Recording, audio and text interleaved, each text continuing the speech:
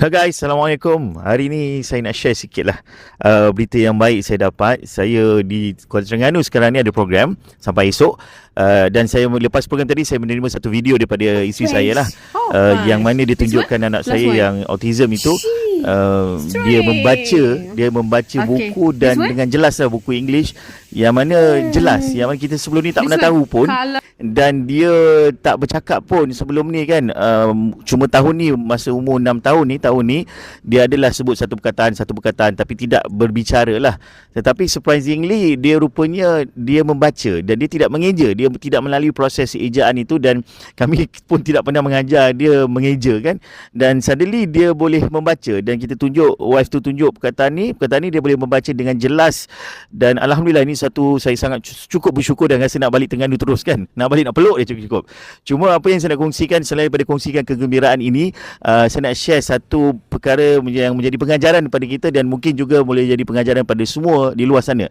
Apabila kali pertama kita tahu dia autism dan kita tahu dia tidak boleh bercakap dan kemungkinan non-verbal, dan pertamanya kita jangan mengalah lah. Jangan mengalah, kita usahakan yang sebaiknya, OT kan, bawa dia pergi terapi dan sebagainya.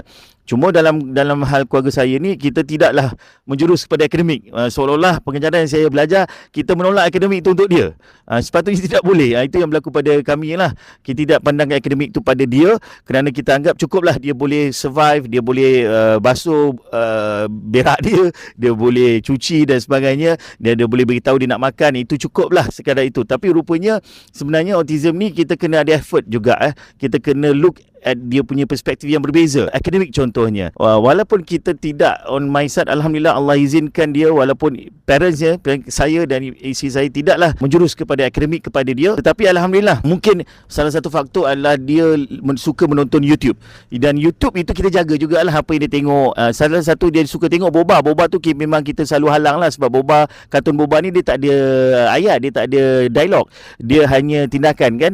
Itu kita halang. Dan kita banyak juga buka YouTube yang versi kartun namun ada pembelajaran, pembelajaran sebutan, pembelajaran ejaan, contohnya Blippi, contohnya racial, contohnya yang number block dan sebagainya lah. So apa yang kita nampak, dia boleh kira sampai 100 kan, dan dia boleh start membaca. Itu yang satu benda, yang satu rahmat besar untuk kami sekeluarga, kerana kita tidak pernah tahu pun sebelum ini. Dan starting from that moment, hari ini kita dah berbincang dengan Wan melalui WhatsApp dan apa yang kita akan buat, dan fokus juga kepada akademik dia. Jadi itu satu pembelajaran pada kami, dan juga pada orang di luar sana yang punya anak autism. Jangan limitkan perkara tertentu saja, tetapi layani dia seperti orang normal juga. Dan